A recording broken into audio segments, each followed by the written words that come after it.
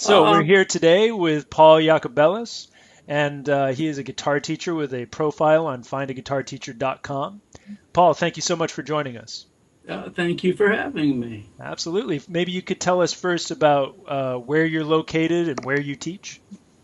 I'm originally from New York City, where I made my living playing most of my life, and now I'm in Saginaw, Michigan, 100 miles north of Detroit, and I teach right here in my home studio. That's great. And do you teach students in their homes at all, or does everybody come to you exclusively? I offer that service of going to the student's home, but I prefer them here because it's more conducive to the atmosphere is better. I have my computer, I have things I need. I'd rather them come here or via Skype, whichever is That makes more sense. Yeah. Oh, really? So you also teach via Skype? That's cool. Yes, sure. Great. And do you find that you teach more adults than children, or is it exclusively younger students? What's the kind of ratio there? My youngest student has been 6 years old. My oldest has been 76. So Okay, that's you a go very good range. Yeah, sure. everybody. And what do you find the guitar teaching climate is like in Saginaw, Michigan? Do you find that there are a lot of people who want to learn to play guitar? There are, but there's not a lot of people who want to learn how to read and understand music. Okay. And I require my students to read and learn theory also, not just the guitar. So yeah, there's a lot of people who want to play the guitar, but they don't want to learn theory. So that, it's up to them. And do you find that there's a particular style that's most popular? What are some of the styles that your students want to learn? Well, we go over that when I meet with them because I always do an interview consultation for anything. And if they want to go into the jazz and blues area, country, yeah, great. Maybe some classical, but I want them to learn how to read music as for learning the guitar. Also, they can understand the language. That's the most important thing. But any style is fine with me, other than real loud hard rock, because I don't do that. I'm too old now. But Okay. I want them to learn how to play music first. What they do with that is up to them, of course. Yeah. And do you teach people to sing as well and incorporate that into their guitar playing? I try to, because part of my method is preparing students for a live performance setting, and if they're going to perform, in bands or anything out in the area, you should be able to sing. So, and if you can sing, it enhances your playing, I believe, also, because it's just part of you. So, yeah, I want them to sing, and I teach them whatever they want to learn. Yeah. Sounds good. That's great. And can you tell us, you've already said a couple things already, obviously, but can you tell us in simple terms, what is your approach to teaching guitar? That's a great question because I can't really answer it specifically because, like I said, my youngest student was 6, my oldest has been 76, and every student to me is different. So there's no one method that I apply. Makes sense. I try to work with each student, what they need, what their needs are, what their capacity is, what they can absorb, and it's almost like being a psychologist. Every student is different, but I try to get a method that will work for them because once I find out where they want to go, I can take them there if they want to study and learn. That's great. And can you tell us a little bit about just the logistical side of your lessons? How often do you work with people? What do you charge? What are the kind of parameters of how you work with people? Okay. As far as prices, generally in this area, and I've researched this, everywhere you go, you have to pay a month in advance, okay? I don't require my students to do that. I let them pay when they get to when they're done with the lesson. I don't require a month's payment in advance, which might be a stretch for some people. I don't know.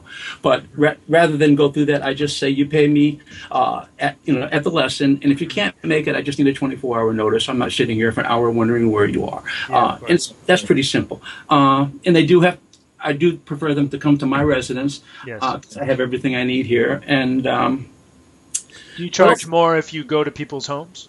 There's an upcharge for that, but I prefer not to because, like I say, it's much more comfortable being in this studio. It's a music studio. Somebody's home is that. So I'd rather be in a music studio. A lot of distractions in people's homes. Exactly. And that's another thing. When I'm doing your lesson, my cell phone is off. I do not take calls. I've been around people here that they're on the phone half the and I've had students come here from other places that I've said their teacher's not in the room most of the time. Well, come on, this is private.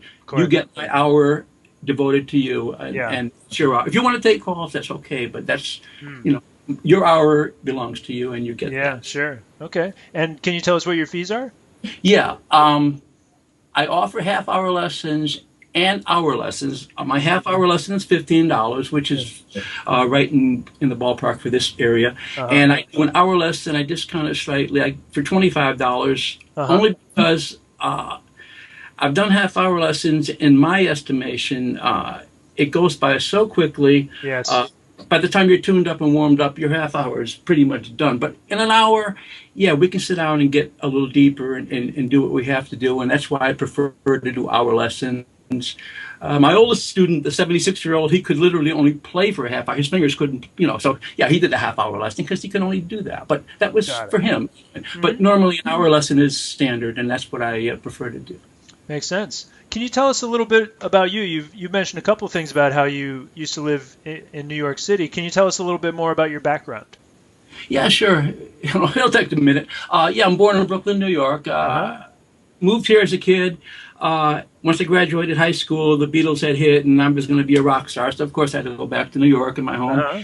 And I spent the next 25 years or so playing, studying, Hmm. touring. I got in some recording acts, worked with some amazing people out there. Uh-huh. Uh, and I got to learn really the business and really how to play being in New York. Because if you can survive there and make a living playing an instrument, you've got to be okay because Hmm. it's really really tough.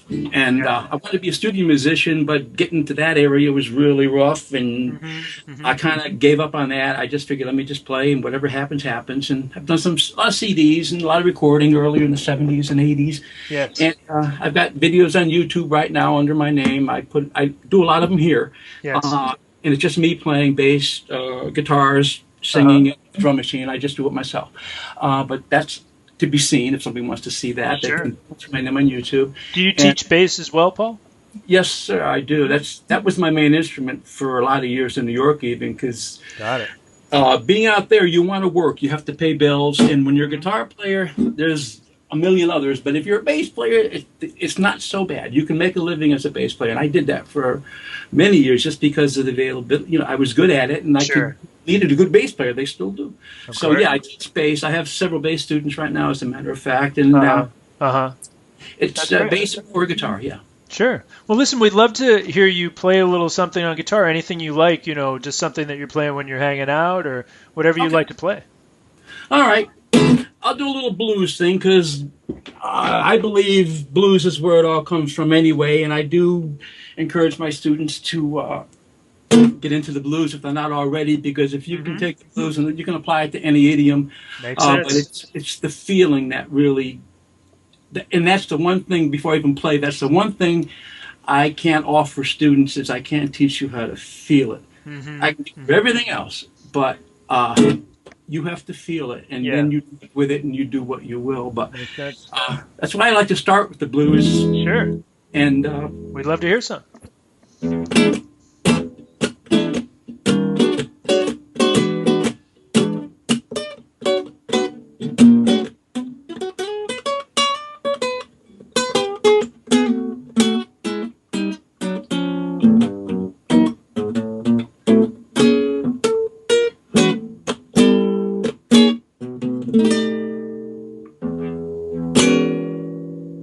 That was great. Thank you.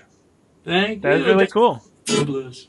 Absolutely. Well, Paul, listen, it's been great to hear about your teaching, and clearly anybody who's working with you is very lucky to have you as a teacher, and we really Thank you. appreciate you taking part in this interview, and we look forward to seeing you on FindaGuitarTeacher.com in the future. My pleasure, Dan. Thank you so much, and it's been great. Thank you so much. Thanks again. Have a great day. You too.